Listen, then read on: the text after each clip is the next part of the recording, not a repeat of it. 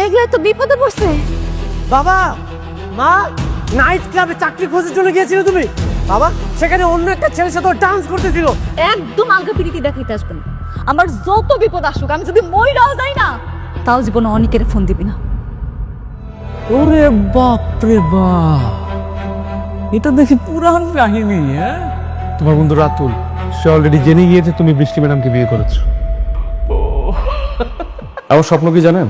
রাস্তার ফকিরকে আর একবার রাস্তায় নামানো। রাতুল? কোন রাতুল?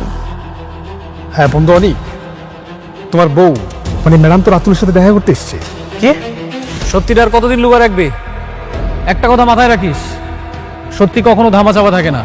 আমার মেয়ের কষ্ট কিন্তু আমি একদম সহ্য করতে পারি না।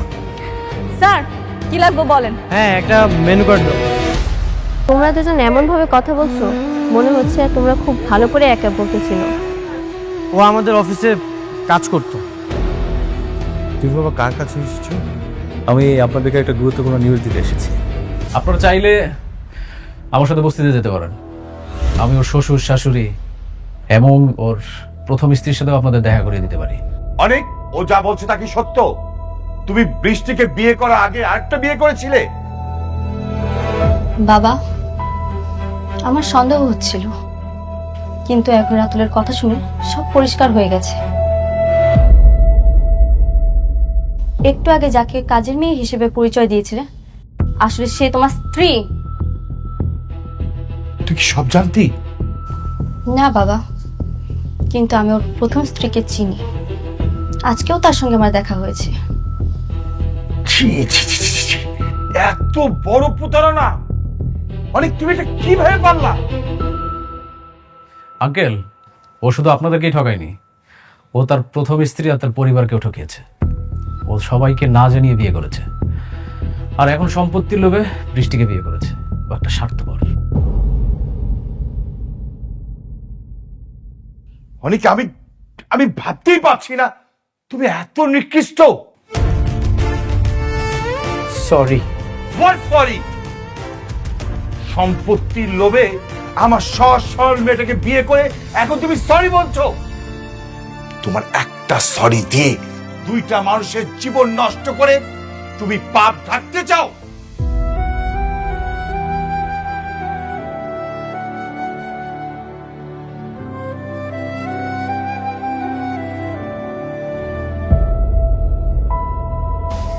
কেন করলে এমন? আমি তো তোমাকে জোর করিনি, আমি তো তোমাকে ভালোবাসি। সেই শুরু থেকে আমি তোমাকে ভালোবেসে এসেছি, আর তুমি আমার ভালোবাসার এই প্রতিদান দিলে। আমি নিরুপায় ছিলাম। চুপ, আর একটা কথাও বলবে না। তোমার সাথে কথা বলতেও আমার এখন ঘৃণা হচ্ছে।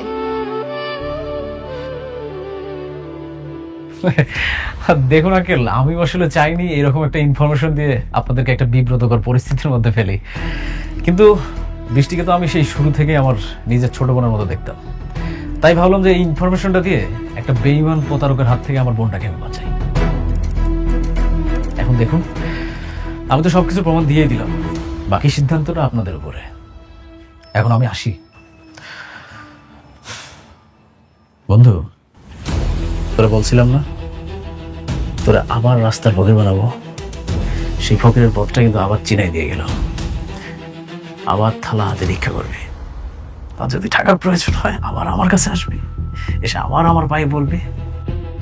আচ্ছা ঠিক আছে, তাহলে আমি আসি।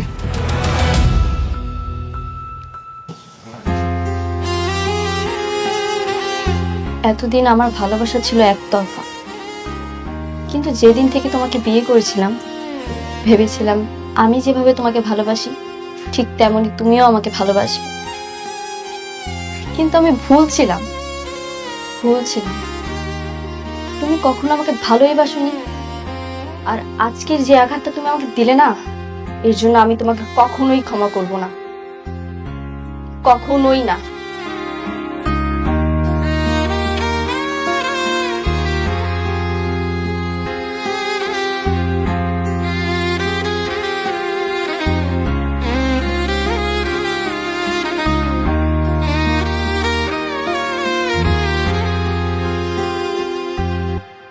আমি তোমাকে অনেক বিশ্বাস করতাম।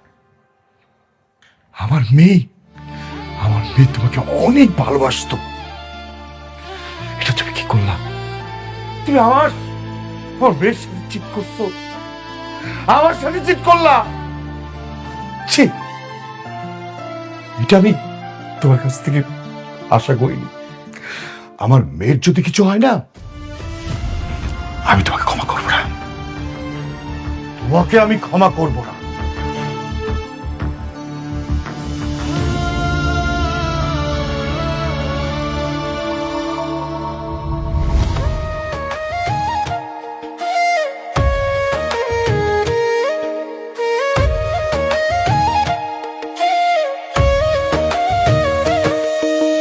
ভাগ্যগুণে পাইলাম তোমায়, ভাগ্যে তো আর রইলা না।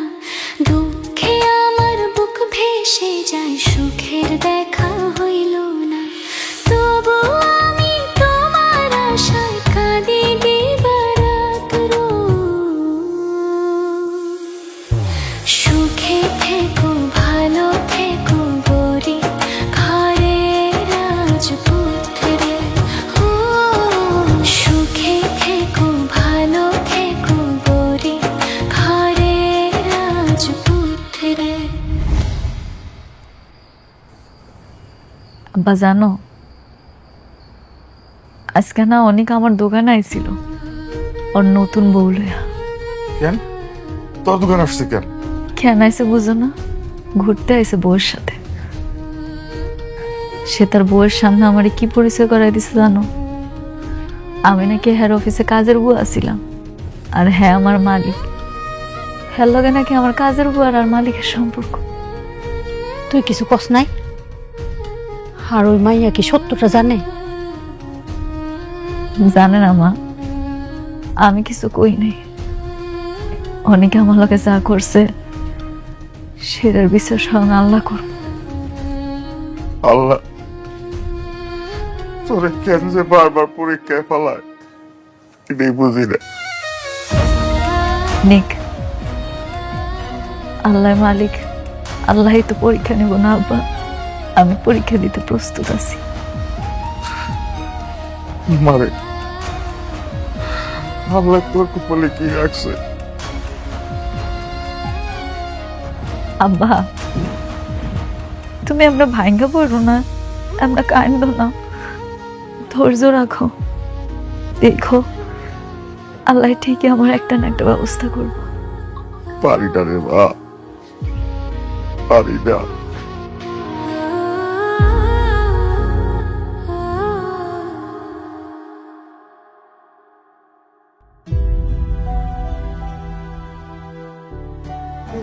তুমি এখন কি চাও?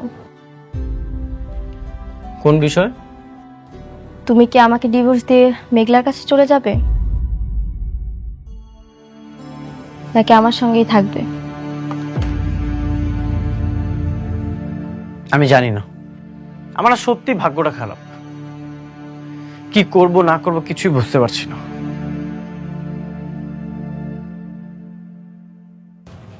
ভাগ্য তোমার খারাপ না, ভাগ্য খারাপ আমার। আমি হচ্ছি কপাল পোড়া। তুমি কি চাও? তুমি আমাকে ডিভোর্স দিয়ে বাসা থেকে বের করে দিতে চাও? আমি জানি না কি করব, কি করা উচিত আমার। আমি সত্যি জানি না।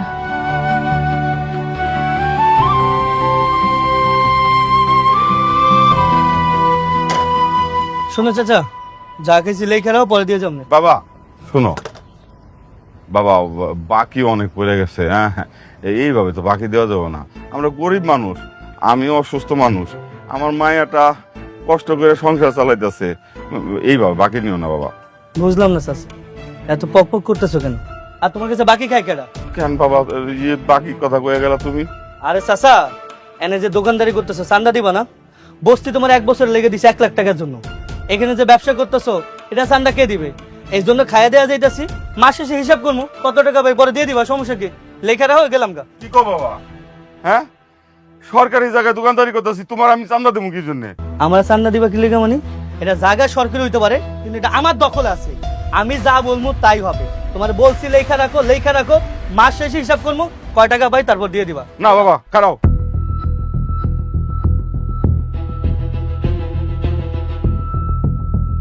আমার টাকা না দিয়া তুমি যাইবে না, আমি বাকি দিব না। তুই কত বড় সাহস, তুই আমার লোকে চিল্লায় কত কস? তোর আজকে থেকে এখানে দোকান করা বন্ধ। এই দোকান বন্ধ কর, চল। এই,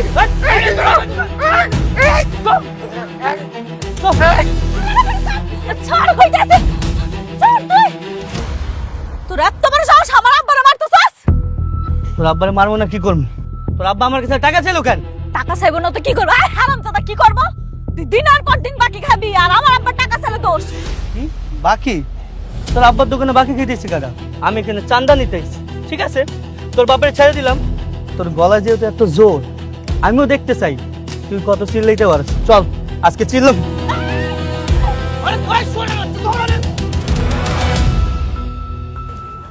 আমি তোমার কাছ থেকে সিদ্ধান্ত জানতে চাই। তুমি কি চাও সেটা জানা আমার খুব জরুরি। বলো তুমি কি চাও?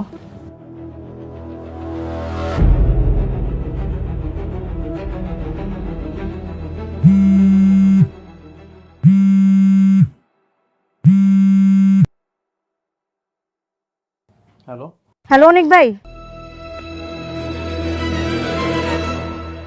এখানেই বসে কথা বলো। হ্যালো, কি হয়েছে? তাড়াতাড়ি আমগো বস্তিতে আহেন। মেঘলা আর মেঘলার বাবারে গুন্ডারা মারতেছে। মারতেছে মানে? এটা আপনি আসলেই জানতে পারবেন, তাড়াতাড়ি আসেন। ঠিক আছে, আমি এখনই আসছি।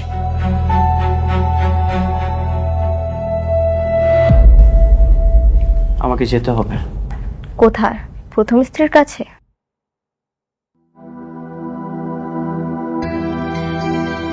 অনেক দাঁড়াও।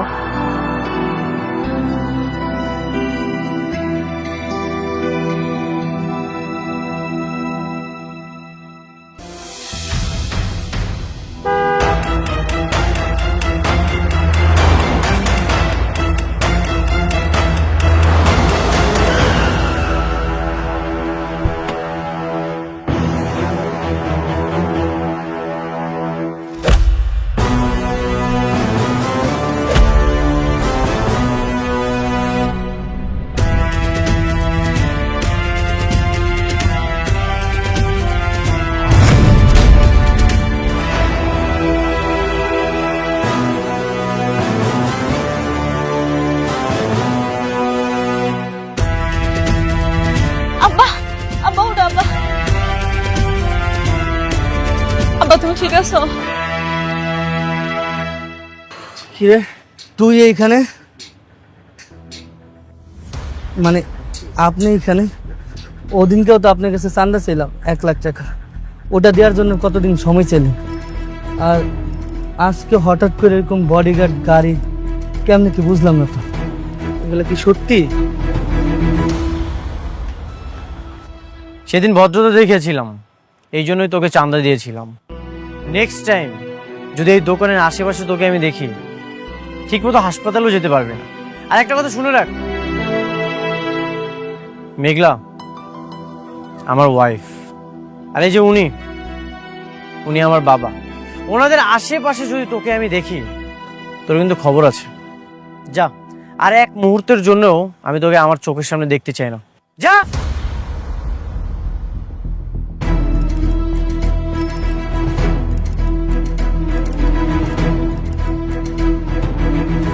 কি করুণা করলেন? আপনার করুণা না আমগো দরকার নাই। আপনি যদি ভাইবা থাকেন, আপনি উপকার কইরা আমগো খুব খুশি করে ফেলাইছেন, সেটা আপনার ভুল ধারণা। হ্যাঁ ভুল, সত্যি সবকিছু ভুল। তোমাদের বিপদে আপদে সাহায্য করাটাও না ভুল। তোমার বাবা অসুস্থ ছিল, তার অপারেশনের জন্য এতগুলো টাকা দরকার ছিল, কই কেউ তো 1 টাকা দিয়েও হেল্প করেনি, 5 টাকাও পর্যন্ত দেয়নি। সব মিলিয়ে 5 লক্ষ টাকা দরকার ছিল। এতগুলো টাকা কোথায় পেতাম? সেই টাকার জন্য তো আমি বিয়েটা করলাম, তোমাদের জন্য এত কিছু করলাম, আর সেই তোমরাই আমাকে ভুল বুঝতেছো। একটা বড় আমাকে বোঝার চেষ্টাও করলে না।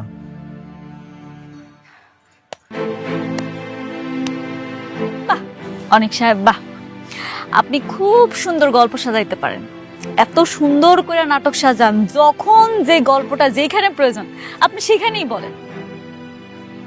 আমি খুশি হইলাম, কিন্তু আপনার এই মিথ্যা গল্প আমি আর বিশ্বাস করতে পারলাম না। কোনো কিছুই মিথ্যা ছিল না। অবশ্যই মিথ্যা। তোমার জীবনটা একটা মিথ্যা।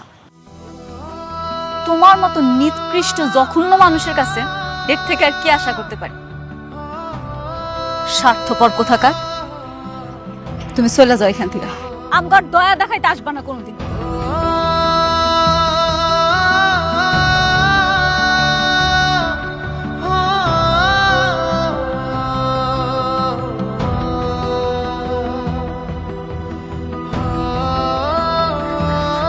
আব্বা, তুমি ঠিক আছো?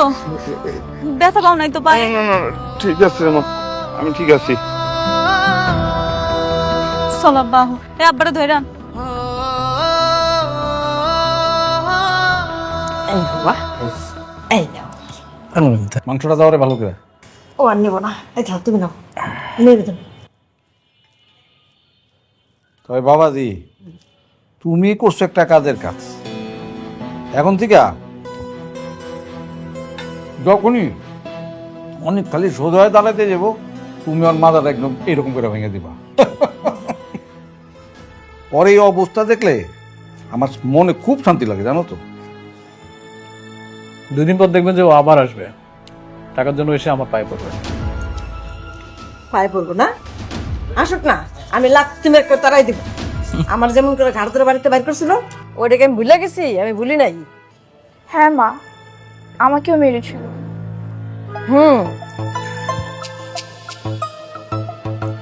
আবারও সবকিছুর প্রতিশোধ নেব। আগে ওকে একটু কান্নাকাটি করতে দেন, তারপর আবার ব্যবস্থা নেব।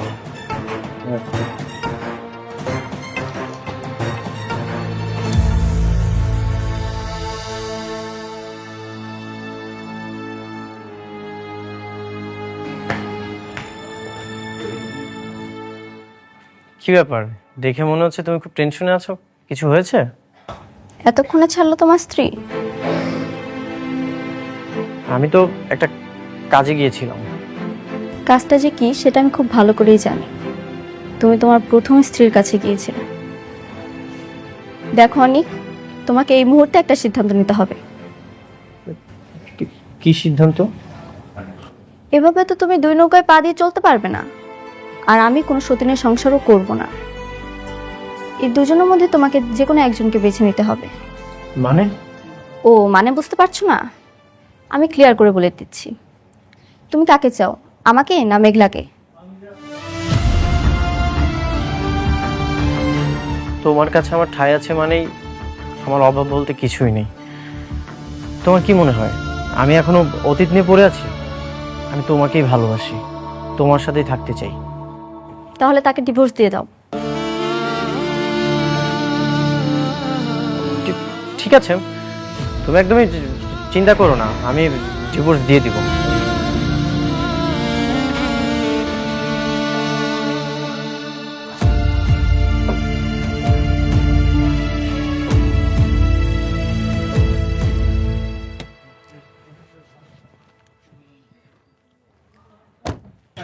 এই একটা কাস্টমার আইছে, যা। আচ্ছা তুই দেখ, আমি যাইতেছি।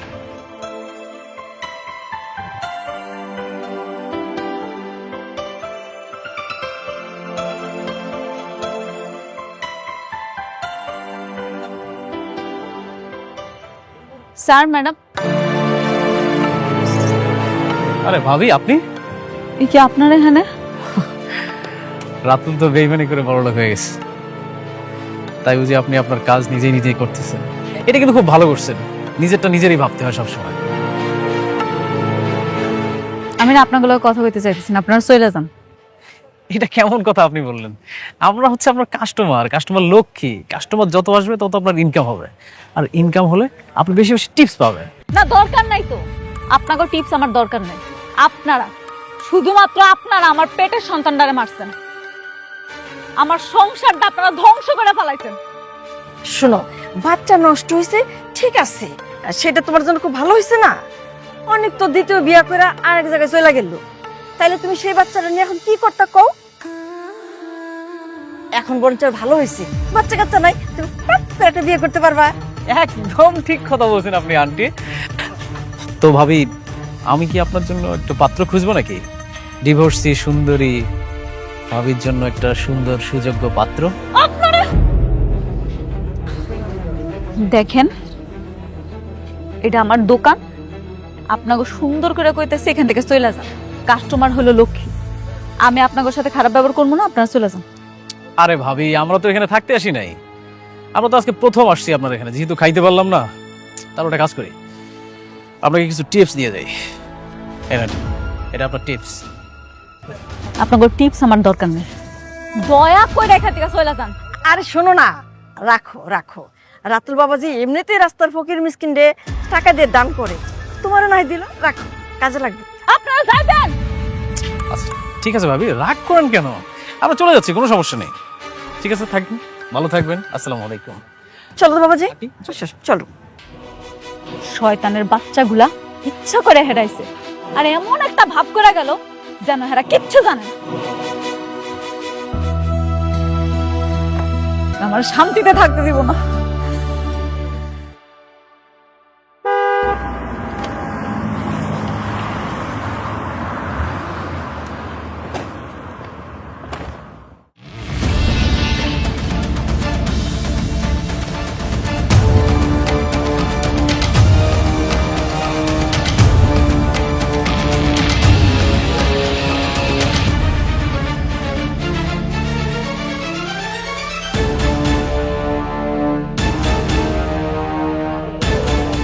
Good afternoon madam. আরে স্যার, আসসালামু আলাইকুম। বসেন বসেন স্যার, কি খাবেন কোন? না না ম্যাডাম, আপনি বসুন প্লিজ। ঠিক আছে স্যার, না না আমি বসবো না, আপনি বসেন। আচ্ছা ঠিক আছে। বলেন স্যার কি খাবেন? না ম্যাডাম, দাঁড়িয়ে কথা বল। এই আমাকে কেন, ম্যাডামকে ধরো। উনি কেন আমার উপর ছাতা ধরবো? কারা আপনারা? আপনি হচ্ছেন আমাদের ম্যাডাম, এই জন্য আপনার উপর ছাতা ধরা হয়েছে। আপনার সাথে একটা জরুরি কথা ছিল। জি স্যার বলেন, কি কথা বলতে চান? আমরা অত্যন্ত দুঃখের সাথে জানাচ্ছি যে আজকে 6 মাস আগে আপনার বাবা মারা গেছেন। আপনার বাবা মারা যাওয়ার সময় তার 50,000 কোটি টাকার সম্পত্তি আপনার নামে উইল করে গেছেন। আপনি এখন সেই সম্পত্তির একমাত্র ওয়ারিশ। কি বলতেছেন স্যার এগুলো আপনি? আপনার নিশ্চয়ই কোথাও ভুল হয়েছে। আমার আব্বা আম্মা মারা যায় নাই, আমার আব্বা আম্মা আমার লগেই থাকে, আমরা সবাই এক লগে বস্তিতে থাকি। আমগো 50,000 কোটি টাকা তো দূরের কথা, 50,000 টাকাই নাই। ম্যাডাম, আপনি যেটা বলছেন সেটাও সত্যি। আপনি ছোটবেলায় হারিয়ে গিয়েছিলেন। আপনার বাবা আপনাকে অনেক খুঁজেছেন, মৃত্যুর আগে তিনি বারবার আপনার কথা বলেছেন, কিন্তু কোথাও আপনাকে খুঁজে পাইনি। আমরাও আপনাকে খুঁজেছি, তারপর আপনাকে এই তো আমরা খুঁজে পেলাম অনেক চেষ্টার পরে।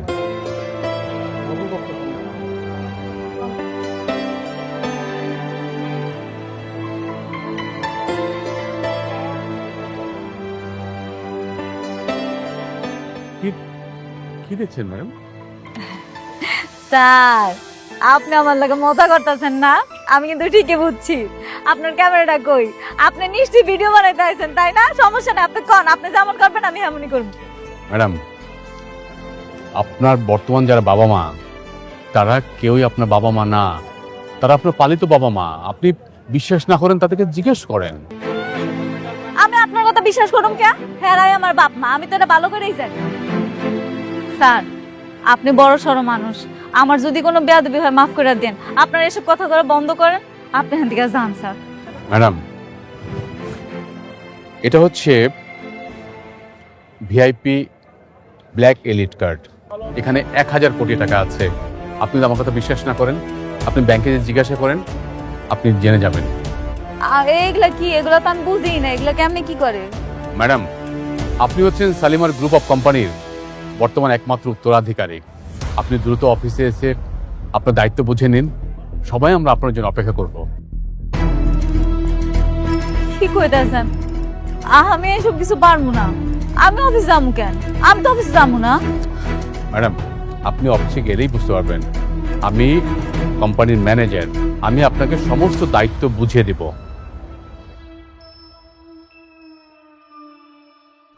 দিন, কার্ডটা রাখেন।